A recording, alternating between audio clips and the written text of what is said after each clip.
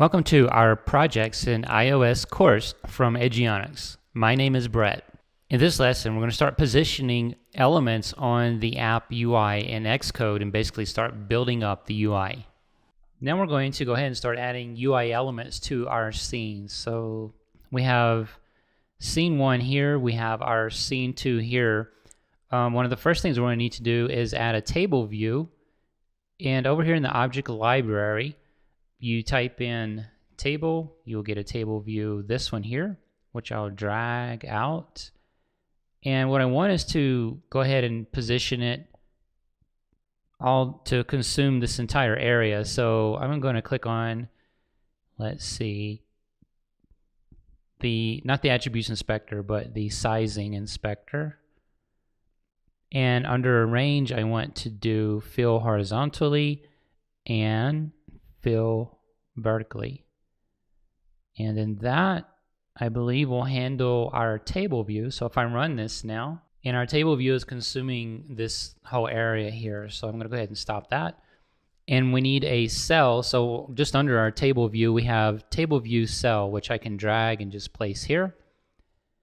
And for the table view cell, we're going to need an ID. So if we go into the attributes inspector, I can just do cell, and we'll eventually use that. Now I want to go ahead and just make sure the table view is firing off. So I'm going to do a UI table view. We're going to need a delegate, and we're going to need a data source. UI table view, data source. Now we'll need a few methods. So let's see here. I'm going to create a mark for table view. Under here, we can do table view, number of rows in section. So the number of rows, I'll just do 10. Then we're going to need for sections. Let's see here. Can't edit. Move. So there are a few others that we're going to need. Cell for row at index path we'll definitely need. So we need the number of sections. See, number of sections. We're going to return 1. And can remove this elm up here. All right, so that should handle the table view. I'm going to put some breakpoints to make sure these are firing. And then what I want is to go ahead and start adding elements over here to this view. So we need something at the top, which is just going to be a label for the questions. So I'll add that there. And inside of our attributes inspector, or actually the sizing inspector, I'm going to set fill horizontally. And then I'm going to make sure this has 2 lines. Some of these questions might be a little bit long. So right here under lines in the attributes inspector, I'm going to do 2. Back in the sizing inspector, I need to accommodate for that. So I've got 21 height. I'm going to do a 42 height right now. Then we're going to have a button under this. And this is our give up button. So here I'm just going to do give up. Do a capital U on that. And I think we have enough width. Okay, so I want this to, I'm going to fill horizontally. And I think I'm going to align it right there.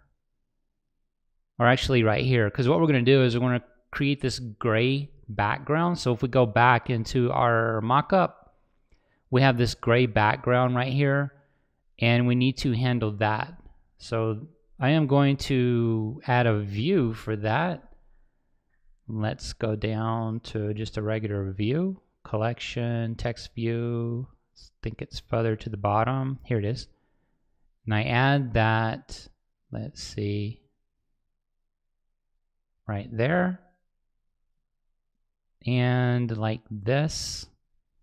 So down here, I need my button on top of this. I'm just going to drag it up. And there we go.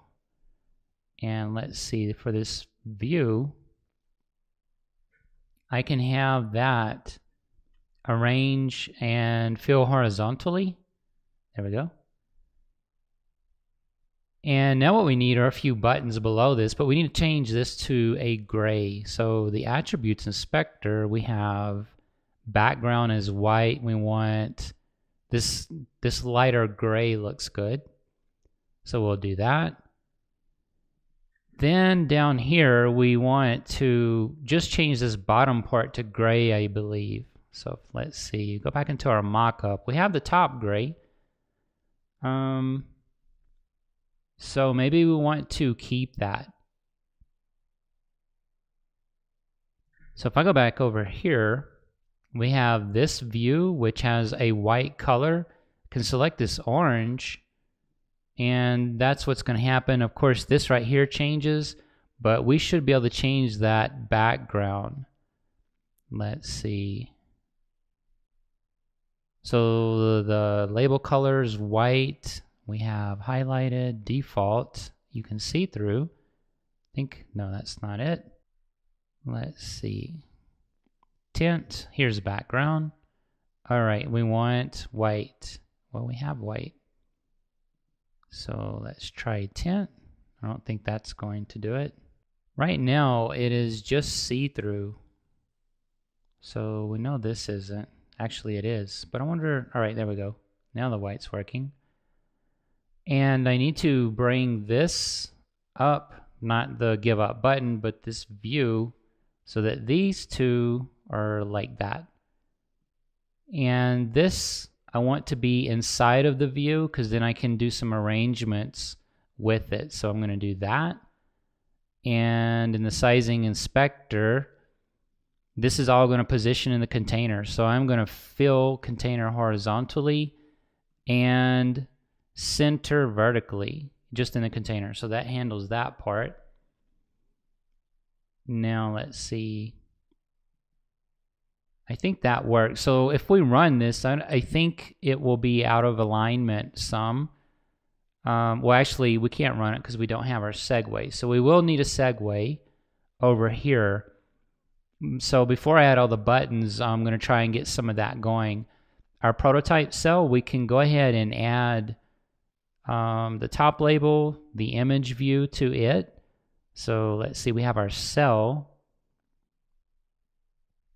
And what I want are two labels. And let's see, actually I'm going to add the image first, then the labels will go next to it. So here's the image view, which I will add here. Definitely going to need to resize that.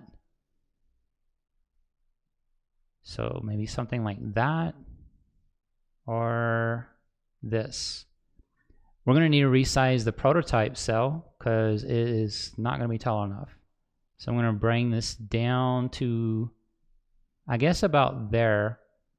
The image view, we can do maybe this. So let's see, where's our cell height? Okay. And going to just do this. So it's kind of going to be a test as to what I want this to look like once the actual images are there. Now I'll get the labels. So we'll have a top label, and I'm going to drag that out, category name. And for the font on that in the attributes inspector, I want something a little more bold, I guess a semi-bold. Then I'll do another label for the count here, and I want that to be light and not as big. So 15, 14. 14 is good because it creates a good contrast between these two labels. And now we can run this, check out our UI, see how things are lining up. So we get a build failure. Placeholder source, right? So this is going to want some kind of cell. So I need to return a UI table view cell. I'm going to do var, let's see, var cell, UI table view cell equals new. Well, actually, I wonder if it's going to let me return. I don't think it will. An optional. No, it won't. I'm thinking it won't.